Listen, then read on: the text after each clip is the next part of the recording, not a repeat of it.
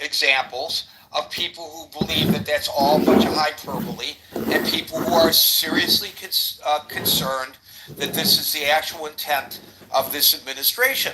And so, by the way, the question of the day is not are we in a constitutional crisis? The question is, do we face a constitutional crisis?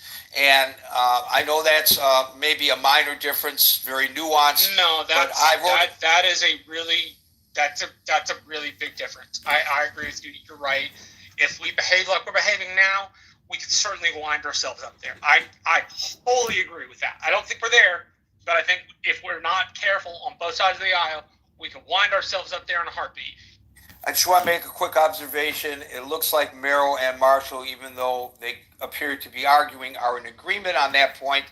And it also looks like, and this is going to be like the time continuum in Back to the Future question, that Merrill and Anson are in agreement.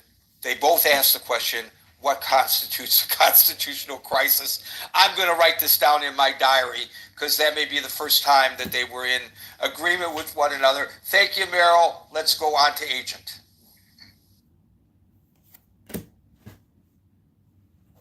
Agent. Sorry, I had to go from my mic there. Apologies. Look, I just want to say I think that the branches of government are intact. We have an elected Congress. We have a Senate. We haven't done anything crazy shenanigans except the normal, lobbying and all the things that are legal out in the open. Citizens United, all these things, lobbyists and super PACs and all that to get, almost by definition corrupt people elected. So that maybe that's the real crisis if we really take a step back. But otherwise, according to the letter of the law, I think we're reasonably intact. If something happened with the flight or whatever, like the flight was already in the air after the judge's order, these are all just legal, minutia that can be sorted out easily in the courts. Those judges are still there. No one's assassinated half the judges in the country. No one's holding guns to their heads or threatening their families in a meaningful way to rule a certain way. All three branches of government are functioning as designed.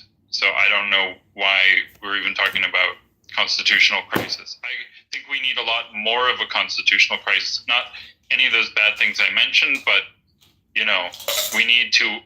The fact that we amend the Constitution twice a century now or less at our current rate is, especially given how much the world has changed and how many contradictions or radical transformations we've gone through since the country's founding.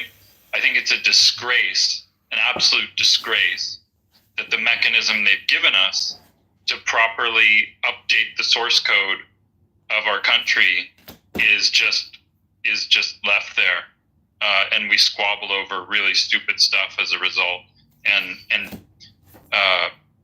further create situations where the public interest is not served because of all the places that people have found to take advantage of the citizens and the rest of the world. I don't know. How are they taking advantage of the citizens and the rest of the world, Agent? I'm sorry, what's that, Marshall? I asked, how are they taking advantage of citizens in the rest of the world? The rest of the world has free choice and citizens have free choice, so what do you mean? I don't know what you mean by free choice. I think the U.S. is has gone from being a breakaway colony. That's easily understood. One has the ability to... You say free choice. I think the U.S. exerts enormous power throughout the world. Maybe it's a declining hegemon, but it's a hegemon that exerts all kinds of pressure. I don't think you can say that these countries are free. It's like I could put a gun to your head and then be like, you're free to choose now. No, hold on. What is the problem with the United States having stitched together a global order at the end of World War II, of which we were the hegemons? What is wrong with that?